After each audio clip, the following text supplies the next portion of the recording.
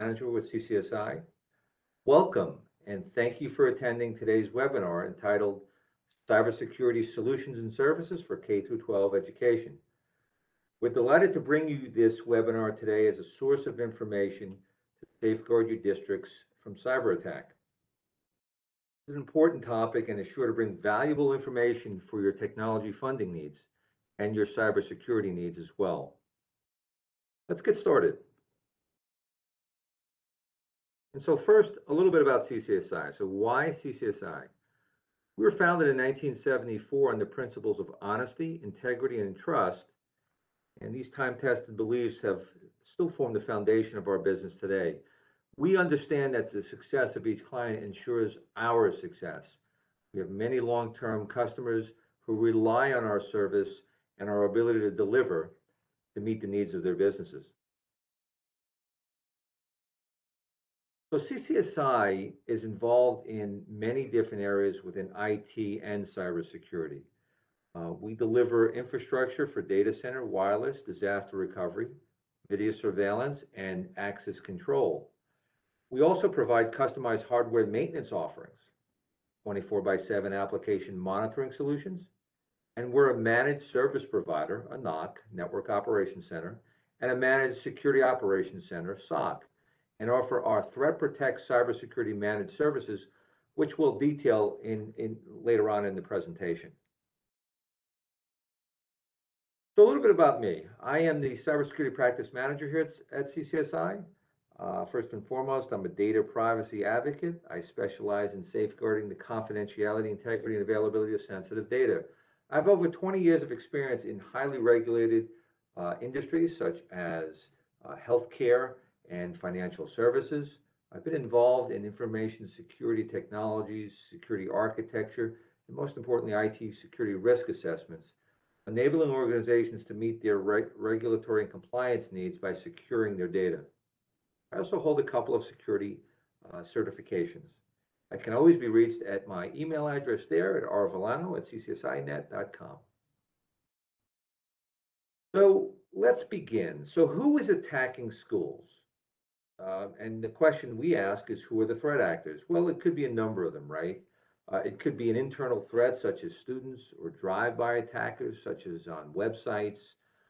If you visit a website, hacktivists are always important as areas of threats.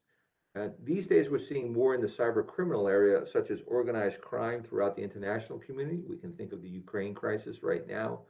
Certainly that also relays into the nation-sponsored attacks, what we've been seeing in the international community as well.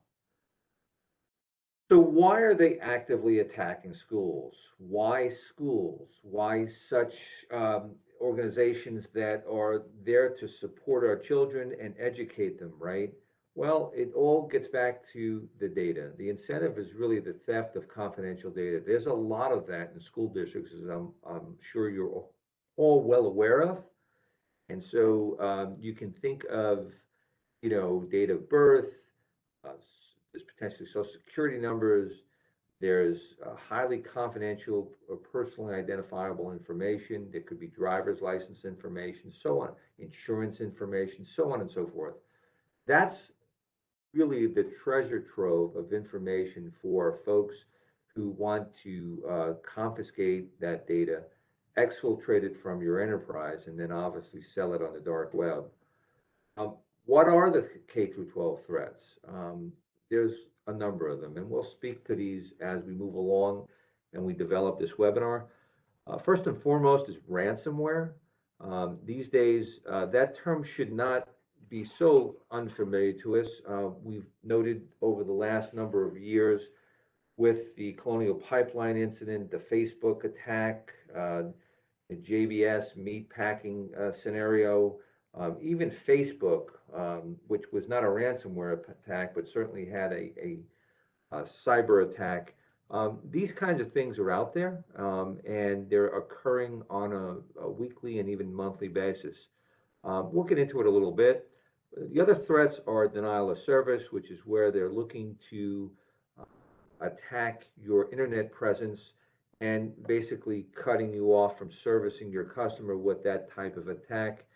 There's data integrity attacks for modification of your highly sensitive information or just information in general. There's leakage, and then there's financial theft by way of social engineering, and we'll talk briefly about phishing and social engineering later on. So many of us in the industry think that this is a possibility, and it's not a matter of if, but when. Think of yourself walking into your office or school district one day and seeing this on your laptop or on your desktop. It's, you know, you're having a bad day if goodness knows this was to happen. Um, this is a ransomware screen, folks. I'm sure you're aware of it. Your files are encrypted. You need to pay, you know, a certain monetary figure to recover your files, and you only have a certain amount of time to do so. They're trying to get you to commit an emotional action to get your data back. This is a harrowing experience, to say the least. It's something that can be avoided with services and solutions that CCSI offers and our industry, accepted. And so we'll speak to that in a moment. This doesn't have to be the case. There are ways to prevent against that, and we'll talk about it as we develop the webinar. So I thought this would be just as a level setting opportunity for folks who are in the audience that may not be aware of the strict definition of ransomware. And so it's a type of malware that denies access to your system, and it demands a ransom payment to restore your access. Typically, these types of requests are required through cryptocurrency, obviously because that's untraceable, and other untraceable forms of payment. They're holding you ransom to get your data back. The thing that I want to point out, though, and I'm sure many of you may be aware of this, your payment doesn't ensure restoring access to your system. It's a really important point. There's no guarantee that you're dealing with, first off, you're dealing with a criminal. Criminals aren't always have the greatest source of integrity. So it doesn't ensure restoring access to your system. Victims who do pay are frequently targeted again. So they understand it's a source of weakness, and they're going to be looking to do it again. And not only that, but one infection can spread throughout an organization very quickly. We'll show that, and we'll talk about it further in a bit. So common ransomware tactics, what are they? Phishing emails, where they can harvest your credentials, compromise your system, and deliver ransomware. So they send you an email. Unfortunately, someone in your organization clicks on a link. They now compromised your system. That system can now be used to launch attacks against other systems, particularly if you're what we would call a flat network without segmenting your network. It's very easy to go from one system to another. You could have a perimeter defense misconfiguration. Your firewall, your router, your switch may be misconfigured because of an IT deployment, perhaps, or just user error. That's a possibility as well. To have countermeasures for that, you want to scan for vulnerable services, particularly remote desktop protocol and server message blocks, which are both Microsoft technologies. We'll speak a little bit further about that later. These folks want to exploit unpatched services. It's really important to have a strong patch cadence. They want to harvest your credentials, they want to gain access, and they want to deliver their ransomware. Countermeasures to thwart all these types of nefarious activities are rather straightforward and readily available. And we're happy to have these conversations with you at CCSI. We regularly conduct penetration tests for our clients. We provide for patch management. We'll offer multi-factor authentication solutions so that you can ensure that someone who's looking to access your services is who they say they are, right? And that's what multi-factor does. A security awareness training and testing program is really important to make your workforce more aware of what not to do and what they should be looking out for as threats. Network access control to understand those areas in your network that should have access and those areas that should not. Continuous access, or continuous monitoring, I should say, is always important for visibility. You need to have visibility of your network and your endpoints. Really important to do so there so that you understand what types of threats you're experiencing. To that end, endpoint detection and response facilitates that visibility and provides for protection and response. And then an important topic that I want to discuss a little bit later, backup as a service and disaster recovery as a service. I call this your ace in your deck of cards against cyber attacks. If you know you have the ability to restore your systems, you have tested that. That is an incredible thing to have to thwart and to have a countermeasure against these cyber attacks. And so we'll speak to this in a little bit more detail later on, but that's a really important feature to know that you have that in your repertoire of countermeasures. And so how does ransomware work, infect, and spread? It begins by an attacker's threat, right? So we spoke about phishing emails. It could be a malicious attachment. Hopefully your email systems are not allowing that, but it's a possibility that it still gets through. Or drive-by download, where a user goes to a website and unbeknownst to he or she, they're actually downloading software to their system. That's what creates the infection. The ransomware then locks your computer, blocks network access, and renders files inaccessible. That's the encryption phase, where they want to lock you out of your system so that they can perpetrate their request for ransom or request for payment. And so the attackers then move to requesting that payment to decrypt the system. They report to you that they have the magic key, if you will, to give you back your data. They threaten to destroy the decryption key or release sensitive data to the public. That's actually double extortion, where they're threatening you with releasing that information to embarrass and provide reputational damage to your brand. And so it's a really nefarious type of attack, but there are ways to prevent it, and we'll talk through it as we move through. And so I think I gave this away earlier, but should you pay the ransom? Well, we can say emphatically that the FBI does not support paying a ransom. Organizations publicly admit that they pay ransoms, but bad actors will publicize this on the dark web. So these folks know who pays. That's what criminals do. They understand where the weaknesses are. And so to think that you can just make a payment and it goes away, it's not really how it works. And as I mentioned earlier, payment does not guarantee recovery of your data. There's a statistic out there that less than half of ransomware victims are able to successfully restore their systems with the resolution that these criminals have offered. So lo and behold, don't pay the ransom. It's not recommended by the FBI. As I mentioned briefly earlier, the ace in the cybersecurity deck of cards is immutable storage, continuous data backup, and conducting regular backups and testing recoverability. Those three things will enable you to emphatically have a copy of your data or a backup that you will be able to restore and bring your systems back online. So from an immutable storage perspective, you want to prevent data deletion or modification from storage, right? So this is something where you write once and then it's read-only after that, right? So, and only certain folks can, as admins, have that capability of even writing. The benefits of this type of solution or technology is that it's hardware agnostic, so it's not specific to a hardware solution or storage solution. And you can also provide offsite cloud storage, which is important for what we call air-gap solutions, where you're not connected to your network per se.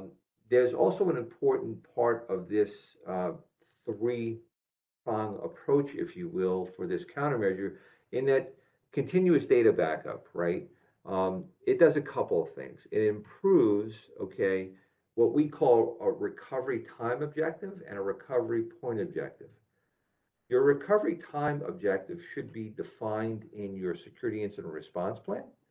It defines the amount of time necessary to bring up your application and services to support your business. It's your service level agreement, if you will, with your uh, providers of service, if you will. Your recovery point objective is that point or amount of data that you may be without or have to restore, quite frankly, and what that amount of data is. It's typically in megabytes or really actually gigabytes these days. And so that's what that figure or that term refers to. And then thirdly, you want to conduct regular backups. There's a rule of that is industry accepted, the 3210 rule, where you want to have 3 different copies of data, 2 different media types, right? And an offsite copy, which is offline, air-gapped, or immutable. That ensures that no one can get to it. The bad guys can't get to it, right? So you know you have that offsite copy. Your data is on there, your configurations are on there, and you can bring back your systems. And clearly, you want to test this. You want to ensure that there are no errors. You want to make sure that those tests are done regularly. CCSI offers these types of solutions. We offer best in breed for backup solutions. Happy to discuss this with you in further detail. So we talked about this earlier. No more ransom, right? Ransomware is not an unstoppable force. It's preventable. It absolutely is preventable. And let's talk about how to prevent it. So CCSI offers what we call threat protect services. These services are thorough in nature. They prevent attacks, prevent against ransomware, prevent against many of the attacks we spoke about earlier. And it's defined by objective, our service, and then the deliverable. You know, one of the key objectives here, there's actually 5 of them, but it's to protect critical assets. That's where we're involved in endpoint detection and response and network detection and response. And then finally, our flagship product, which is our SIM, which is a security incident and event management platform, where we provide visibility for your enterprise. So we'll actually 24/7, 365 monitor your enterprise for different types of threats, alert on them, triage, and report back to you for response. And so these are what we call threat protect managed security operations with endpoint monitoring and network monitoring and alerting. We have a number of customers that have elected to use us in our Long Island-based SOC. And so this is a popular service where we offer it 24/7. And it augments your staff to be able to do this. Next objective would be to prevent unauthorized access. This is where we get involved with network penetration test and managed firewall services. So you'll hear the term in the industry called cybersecurity hygiene. And what that is you want to be able to do the things necessary to prevent against these attacks, and network penetration testing and vulnerability scanning are part of these cyber hygiene services. And all that a network penetration test is a simulation of an attack or on your systems and your network to uncover weaknesses so that you can configure them properly and reduce those risks. And so we go in and we do this regularly for our clients to give them a sense on the strength or lack thereof of their network. And we deliver a report, and we meet regularly with the client upon a retest so that the client is assured that those weaknesses are closed and their risks have been reduced. And so from the managed firewall side, we'll also look at managing your firewall equipment from a perspective on configuring rule sets, monitoring its performance, and also providing maintenance. We do this on a regular basis for our clients too. And so a very important part of the hygiene part of keeping configurations up to industry standard so that your risks are reduced and you're keeping the bad guys from scanning your networks and finding something that they can exploit. The third item is proper endpoint configuration. That's where vulnerability scanning is important And it's not only vulnerability scanning to understand weaknesses of your internal networks, but then it's applying the patches necessary to make sure that those vulnerabilities are closed and the risks are reduced. We do this regularly with clients, and we have a regular vulnerability scanning program that we conduct for many of our clients in the K through 12 space and also in our commercial space. It's important from a cybersecurity hygiene perspective to do this on a regular basis. Fourth item, which is really important as well, is what we call cybersecurity resiliency. We offer security incident tabletop exercises where we'll actually meet with your staff, your security incident and response staff, and we'll conduct a simulated attack scenario. And we'll go through it as if it's real, and we'll look for responses from your staff and what they would do in the sense of a particular type of attack. We want to hear how they would triage it, what they would do to contain it, how they would diffuse public opinion, if you will. Would they have to meet with legal counsel to basically understand any compliance or regulatory impact? And so it's a full and thorough incident tabletop exercise where we're challenging your staff to understand what their responsibilities are and how they would act in such a scenario. Meet with your staff on a regular basis, and we deliver a report and based on any findings we may encounter to basically strengthen your security incident response program. And then as part of that, your backup and recovery efforts are also an important mechanism to support your security incident and response plan as well. The fifth item and final one of this table set for our Threat Protect services is evaluating cybersecurity risk. This, quite frankly, could be the most important of all because you really need to understand where your weaknesses are. We will do what's called a cybersecurity internet service top 20 risk assessment. It's Center for Internet Security, that's CIS, and we will document the current state of cybersecurity risk based on an evaluation of industry accepted processes, procedures, and frameworks so that we understand the risk within your environment.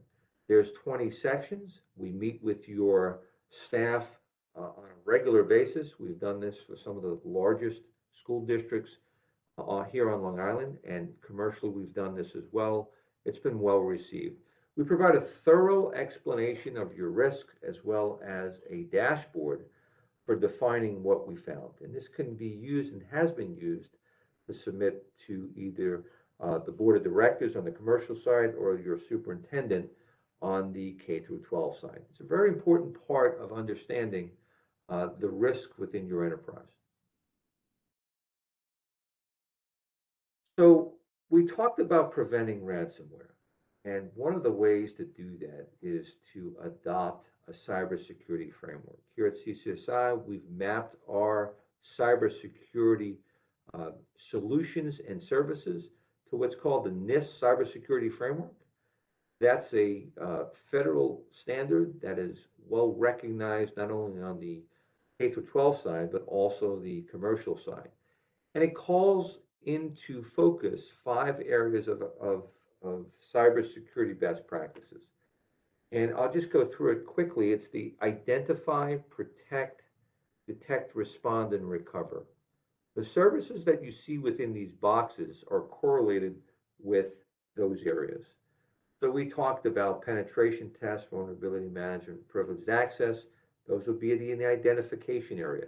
We want to understand these areas so that we can report back to you on any weaknesses or exploits that we find. Protection comes down to a good security awareness program and patching your systems regularly to make sure that they have the latest configurations that are recommended by the major manufacturers. In the detection phase, we're looking to keep the bad guys out, so we're looking to detect phishing, and we use artificial intelligence to understand attacks that are being perpetrated on your networks. We do that by way of our EDR, which is our endpoint detection and response, our network detection and response, and our SIM platform, which is part of a response phase by basically having a triage mechanism in place to either shut a service down, shut a port or protocol down, so on and so forth, so that we contain any events that may take place. And then finally, a recovery phase where, again, backups are really important. Disaster recovery as a service is really important because you can do this in the cloud these days, and there are solutions to offer that. Both of these areas are important to know that, hey, you have a copy of your data, you're able to restore it, and you're able to get back on your feet after an attack. There are solutions that CCSI is involved with, and we're certainly happy to describe them in detail with a consultation with you and your staff. So I wanted to just mention 2D compliance challenges. Here at CCSI, we've worked with schools for a long time. We understand the recent education law 2D compliance challenges by protecting personally identifiable information. We have a process and program to understand and document our information security and awareness training.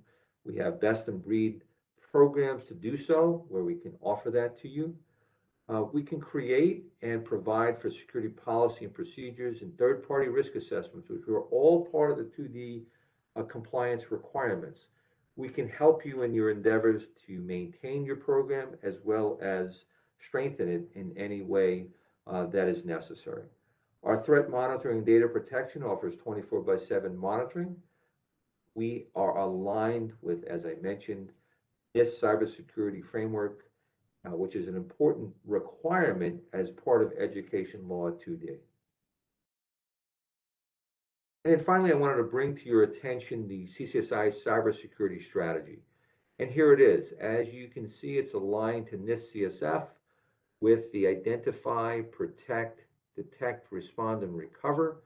All of these services are offered as part of our managed services and delivery of services for cybersecurity. We've talked about this in some detail. The only one I would like to probably bring to your attention is managed email, where we have services there for protecting against phishing and malware by way of your email systems. One of the really important areas of this particular graphic is our managed SOC. It calls into focus the identify, detect, and respond capability that we have by using our endpoint detection, our network detection, and our SIM. And then we are also wanted to point out that we're certified to offer 2D solutions. We're accessible via the VOCE's LAN-WAN contract, our New York State contract, and CCSI is a SOC 2 Type 2 certified entity. We are been noted as such, where we protect the confidentiality, integrity, and availability of customer data. Some of the awards that we've been provided are noted here. We're very proud to be a member of HIA Long Island and CIO Top 10 Managed IT Service. I'd like to also point out today that a survey will be sent out to you to request your feedback for today's webinar and any future events that you may have interest in. We welcome your feedback. We really appreciate your response and look to do this in the future to bring you additional cybersecurity and technology information by way of our webinars. So please be sure to fill out your survey. With that, I'd like to take any questions and answer any questions you may have. So I'll turn it over to Kat, see if you have any questions.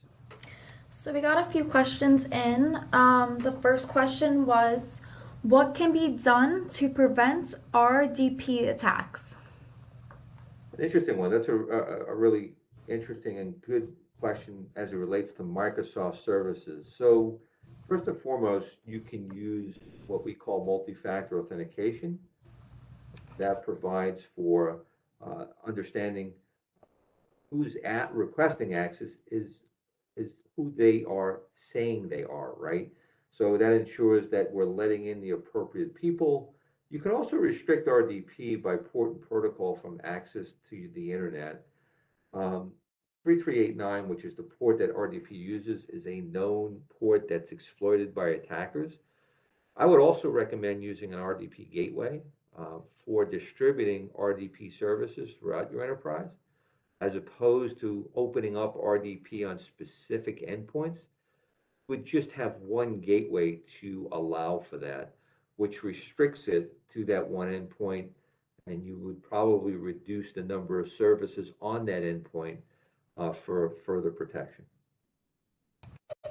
Thanks, Rob. The next question is, what type of monitoring and detection does CCSI offer with Threat Protect? Yeah, good one. So, I didn't bring it up during the conversation, but I alluded to it. And so Threat Protect Managed Services, it's a real-time detection service for all phases of a potential cyber attack or an ongoing cyber attack, right? So the solution detects command and control activity where, an attacker or a bad actor will look to, apply malware or software for their own purposes to be able to command and control that endpoint. It looks to detect internal reconnaissance where it may jump from one endpoint to another through lateral movement. And then finally, the other part of it, right, is the final, perpetration, which is data exfiltration. They'll finally look to exfiltrate your data and through any botnet behaviors that exist. We have our EDR and NDR products offer detection to prevent against those types of behaviors. We do so by way of an AI or artificial intelligence component where we can understand that these are even occurring. CCSI will respond with notifications, will isolate your system, and will supply mitigation tactics based on a run book that the customer and CCSI will produce. So that's our response to these kinds of things, and that's what the solution. Hope that helps. Yes. And then the last one kind of goes into what you were just saying, but I'll ask it anyway. How does CCSI operationalize Threat Protect? Yeah, so I think from an operational perspective, I may have stolen my own thunder here on the previous answer. Is that we'll tune policies based on the analysis of events, and we'll baseline to reduce any false positives. We'll parse, normalize, we'll categorize these events. We'll monitor events generated by our Threat Protect solution, and we'll then ultimately respond via email, phone notification. As I mentioned earlier, we'll isolate the device if we do believe that there's a threat against it, and we'll take mitigating steps to respond to that threat. We do so on a regular basis. It's important that our SOC and NOC is involved with your staff to create these run books, to have a mutual understanding and agreement on how do you respond to these types of things. We want to detect, but we also want to respond as well. And we provide for a monthly event report, and then we also provide for quarterly threat and incident reviews. So we're there for you every step of the way. We're your trusted advisor for 24/7, 365 threat detection and response. First and foremost, we want to protect against any threats that you may be experiencing. So I hope that helps. Yes, thanks, Rob. That was all the questions we got in. Super. Well, I want to thank everyone for attending here today. On behalf of CCSI, we're happy that you did. Please fill out and complete your survey for any additional interest you may have in cybersecurity services or technology services. We're happy to deliver this to you moving forward. And once again, on behalf of CCSI, my name is Rob Villano.